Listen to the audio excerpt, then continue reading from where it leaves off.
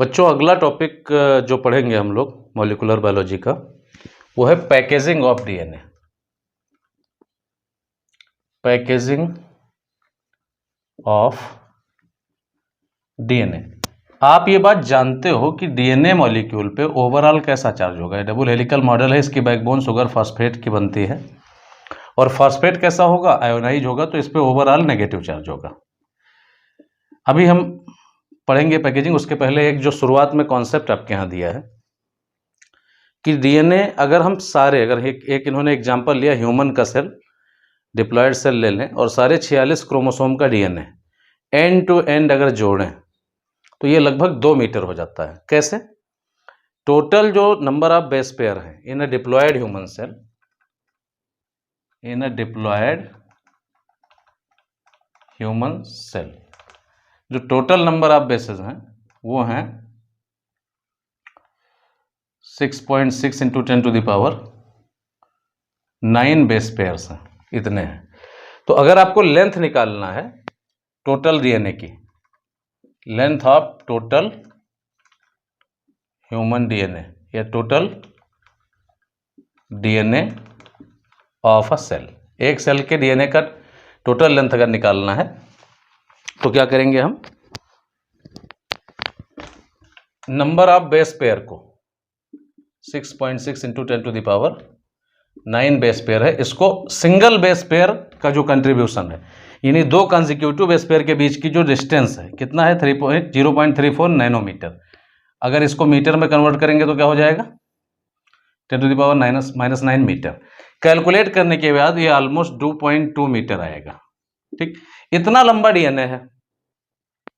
और जो न्यूक्लियस का डायमेंशन है वो लगभग 10 टू द पावर -6 मीटर की रेंज में है, मतलब माइक्रोमीटर की रेंज में है, और डीएनए मीटर की रेंज में। इस न्यूक्लियस में मान लो ये सेल है, सेल के अंदर भी न्यूक्लियस है जो कि माइक्रोमीटर में डायमीटर है इसका, इसके अंदर 2 मीटर का डीएनए एकोमोडेट करना। इसको इस तरह से समझिए कि एक रस्सी है बहुत बड़ी, मान लो 1,00,000 मीटर लंबी रस्सी है, और एक कमरे में उसको अकोमोडेट करना है। तो अकोमोडेट करने का अगर सीधे लाके फेंकते गए तो पता चला कमरा पूरा भर जाएगा, लेकिन अगर उसको प्रॉपर पैक कर दिया गया तो एक सुरक्षित जगह पे वो इकट्ठा हो जाएगी और जगह बच भी जाएगी। तो इसी तरह क्या करना है, पूरे डीएनए को यहाँ पे पैक करना है। अब डीएनए को पैक करने के लिए क्या दिक्कत है, दिक्कत ये आती है कि डीएनए नेगेटिवली चार्ज है। मान लीजिए डीएनए है नेगेटिवली चार्ज है। अब अगर इसको फोल्ड करना, मान लो रस्सी को फोल्ड करके रख देते हैं, कोई दिक्कत नहीं होती, हमने कमरे का एग्जांपल लिया, लेकिन डीएनए को जैसे फोल्ड करेंगे ये रिपेल करेगा क्योंकि बैकबोन पे लगातार नेगेटिव चार्ज है। तो अब पहला काम क्या होगा, इस चार्ज को न्यूट्रलाइज करना। अब न्यूट्रलाइज करने के लिए कुछ प्रोटीन्स आएंगी, तो कुछ प्रोटीन्स आएंगी, उनके बारे में भी पढ़ेंगे। उसके पहले हम थोड़ा सा एक एग्जाम्पल और आपके यहाँ पे दिया हुआ है उसको जान लेते हैं। आपके यहाँ दिया हुआ है कि ई कोलाई में जो लेंथ ऑफ डीएनए है वो 1.36 मिलीमीटर है, 1.36 मिलीमीटर है, एमएम में दिया है, मिलीमीटर में। ठीक है, तो इसमें नंबर ऑफ बेस पेयर निकालना है, ई कोलाई में नंबर ऑफ बेस पेयर निकालना है अगर, तो क्या हो जाएगा, आप length of DNA upon 2 consecutive base pair का जो डिस्टेंस है, जैसे नंबर ऑफ बेस पेयर निकालना है, ये नंबर ऑफ बेस पेयर है तो ये इधर नीचे की तरफ चला जाएगा, तो length of DNA divided by distance between 2 consecutive base pair. Base pair खाली लिख दिया, आप कॉन्जिक्यूटिव समझ लीजिए। लेंथ ऑफ डीएनए कितना है 1.36 mm है, mm को मीटर में कन्वर्ट करेंगे तो -3 हो जाएगा, 1000 पार्ट होता है ना, डिवाइडेड बाई 0.34 नैनोमीटर है तो मीटर में करेंगे तो हो जाएगा -9। अब इससे डेसिमल से डेसिमल कट जाएगा, ये 4 बार जाएगा और ये -9 जब ऊपर जाएगा तो +9 हो जाएगा, -3 में से +9 जाएगा तो 6 हो जाएगा, 4 into 10 to the power 6 base pair. तो इस तरह से अगर बेस पेयर दिए हुए हैं तो डिस्टेंस निकाल सकते हैं, लेंथ निकाल सकते हैं, लेंथ दी हुई है तो बेस पेयर निकाल सकते हैं किसी भी डबल स्टैंडर्ड डीएनए में। अब हम पैकेजिंग पे आ जाते हैं, मुद्दे की बात की पैकेजिंग पे आते हैं कि इतना बड़ा डीएनए न्यूक्लियस में पैकेज कैसे होगा। तो न्यूक्लियस तो यूकैरियोट में होगा, प्रोकैरियोट में तो न्यूक्लियस होता नहीं, सबसे पहले आपकी बुक में जो सवाल उठाया गया है, जो चीज़ बताई गई है, वो प्रोकैरियोट्स में पैकेजिंग के बारे में बताई गई है। तो पहले हम प्रोकैरियोट्स की को देखते हैं कि how DNA packaged in prokaryotes. Packaging of DNA in prokaryotes.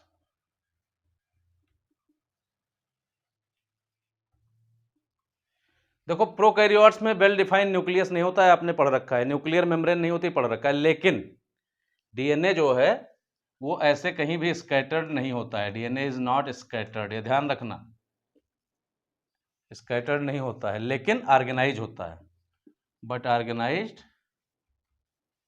In a region called nucleoid. Nucleoid region में ये ऑर्गेनाइज होता है। अब इसको ऑर्गेनाइज करने के लिए कुछ प्रोटीन्स होती हैं, इनफैक्ट वो प्रोटीन्स नहीं होती हैं बच्चों, लेकिन अब एनसीईआरटी ने जो कुछ लिख दिया वो मानना पड़ेगा। वो प्रोटीन्स नहीं होती, वो एक्चुअली क्या होती हैं, पॉलीअमाइंस होती हैं। क्या होती हैं? पॉलीअमाइंस होती हैं।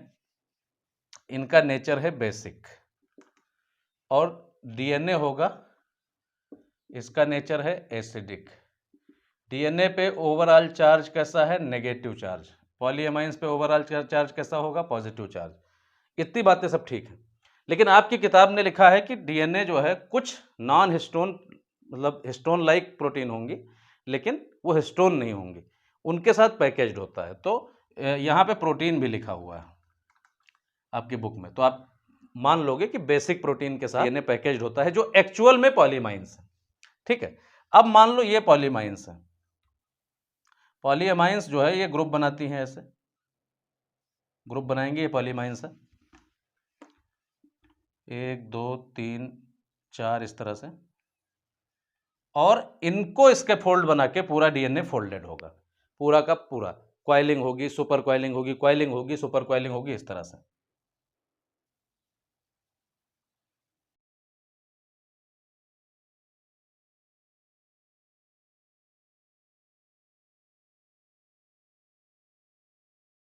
पॉलीअमाइंस होंगी, इनको आपकी बुक ने प्रोटीन लिखा है तो प्रोटीन मान लो, और चारों तरफ इनके डीएनए पैकेज्ड होगा, ऑर्गेनाइज्ड होगा। तो ई कोलाई में भी प्रोटीन्स होती हैं, ये हिस्टोन से एनालॉगस होती हैं। एनालॉगस का मतलब क्या है? Functionally similar but structurally different. ठीक है, फंक्शन इनका सेम है, पैकेजिंग में हेल्प कर रही है, लेकिन स्ट्रक्चर डिफरेंट है। अब हम पढ़ेंगे पैकेजिंग इन यूकैरियोट्स, जो कि हम लोगों की सेल है। Packaging of DNA in eukaryotes. Eukaryotes में पैकेजिंग कैसे होती है भाई? देखिए, डीएनए है डबल हेलिकल, और इस पे जाहिर सी बात है नेगेटिव चार्ज होगा, एसिडिक है। इसके अलावा हिस्टोन प्रोटीन होती है, और हिस्टोन प्रोटीन ऐसे नहीं होती है, उसमें 8 यूनिट हो। ठीक है, ये 4 बना हुआ है, 4 इसके पीछे मान लीजिए, तो टोटल 8 होती हैं। H2A, H2B, H3 और H4। ये डीएनए इसके साथ बाउंड होता है, डबल हेलिकल डीएनए इसके चारों तरफ रैप्ड होता है, ऐसे, इस तरह से, और साइड में ये ऐसे एक दूसरी हिस्टोन से लॉक होता है, इसको लॉकर कह सकते हैं, ये होती है H1 हिस्टोन। ठीक है, तो यहां पे ये 4 दिख रही हैं, 4 और हैं इसके पीछे, टोटल क्या है? 8। तो ये क्या है? Histone octamer. Octamer, histone octamer के साथ डीएनए भी जुड़ गया है, तो इसको क्या कहेंगे? न्यूक्लियोसोम कह सकते हैं। डीएनए अगर इसके चारों तरफ रैप्ड हो गया है तो इसको न्यूक्लियोसोम कह सकते हैं। न्यूक्लियोसोम सबसे बेसिक यूनिट जो है पैकेजिंग की होगी न्यूक्लियोसोम।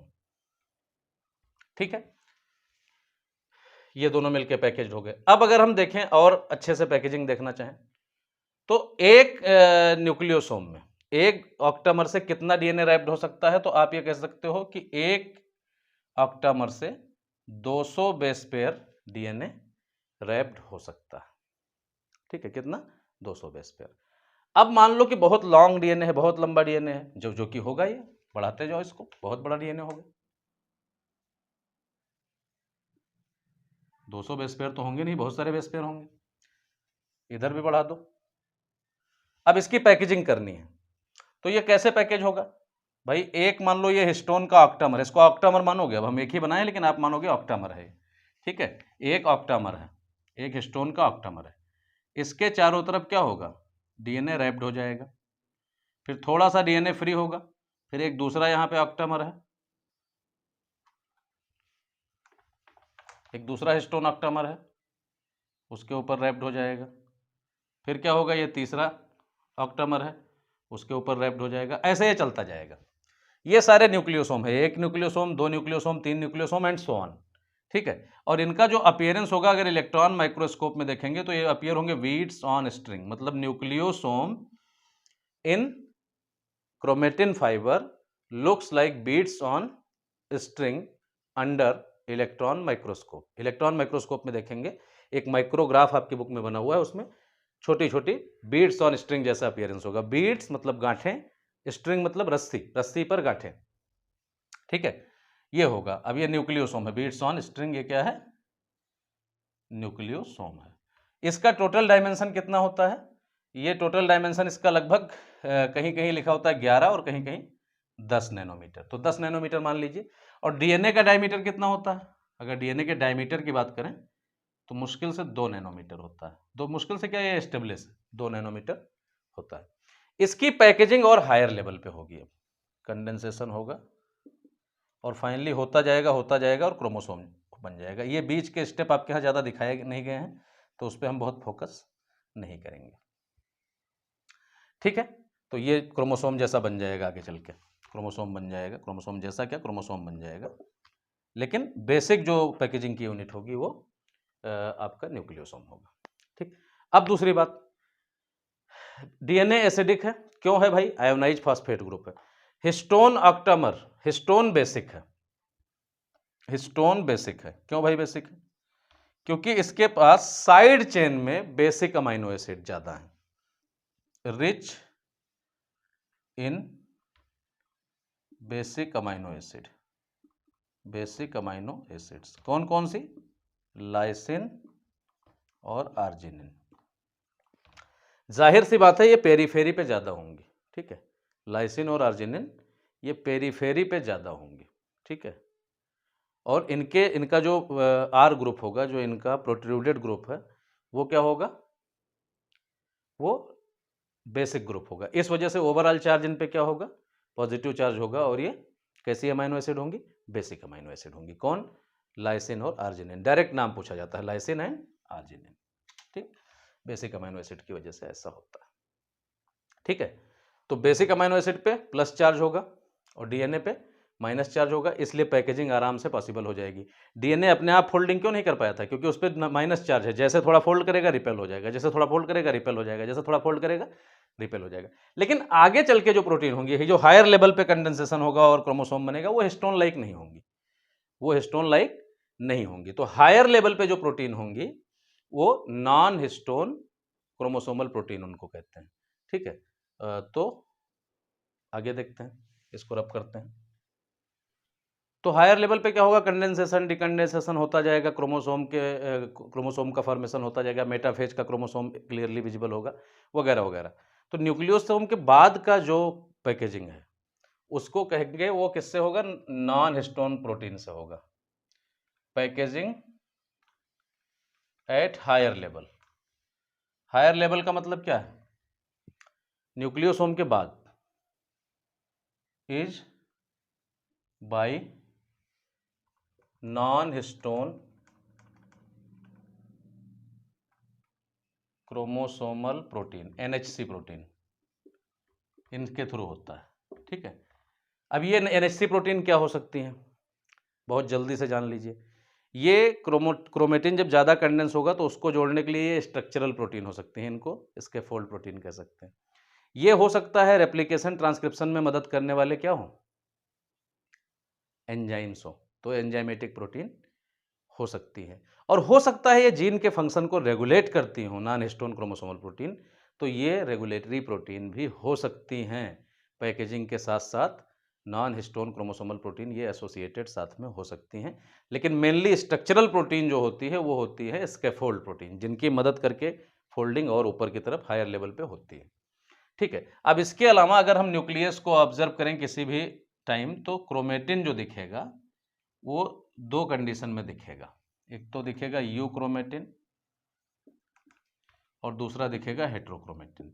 अब कैसे दिखेगा ये सवाल है, तो उसके लिए स्टेनिंग करेंगे। जब स्टेनिंग करेंगे तो क्या होगा, इसकी स्टेनिंग लाइट होगी, स्टेन लाइट, जबकि हेट्रोक्रोमेटिन क्या होगा, स्टेन डार्क। ये डार्क स्टेनिंग देगा। क्यों भाई, क्योंकि यू क्रोमेटिन लूजली पैक्ड है। कैसा पैक्ड है, लूजली पैक है, पैकेजिंग जो है लूज है, जबकि हेट्रोक्रोमेटिन में ये टाइटली पैक्ड है। क्या है, टाइटली पैक्ड है हेट्रोक्रोमेटिन। ठीक है, दूसरी बात, यू क्रोमेटिन ट्रांसक्रिप्शनली एक्टिव होगा, मतलब यहां पे डीएनए से आरएनए बनता रहेगा और आगे भी जो प्रोसेस होना है, प्रोटीन बनना है, वो सब होती रहेंगी, मतलब ये एक्टिव होगा। यहाँ पे आरएनए पॉलीमरेज काम करता रहेगा और ट्रांसक्रिप्शन होता रहेगा। लेकिन हेट्रोक्रोमेटिन कैसे रीजन होते हैं, ट्रांसक्रिप्शनली इनएक्टिव।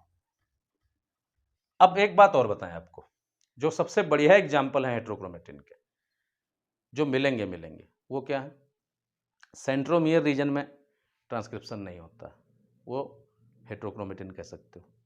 टीलोमियर रीजन में ट्रांसक्रिप्शन नहीं होगा, उसको आप हेट्रोक्रोमेटिन कह सकते हो। और बहुत बार क्रोमोसोम बार बॉडी बन जाता है, तो बार बॉडी भी हेट्रोक्रोमेटिन होता है। ठीक है, तो ये सब कुछ था packaging of DNA at higher level, जिसको आप एनसीईआरटी से एक बार पूरा पढ़ सकते हैं। जो बातें मैंने बताई हैं यही लिखी हुई हैं। Thank you.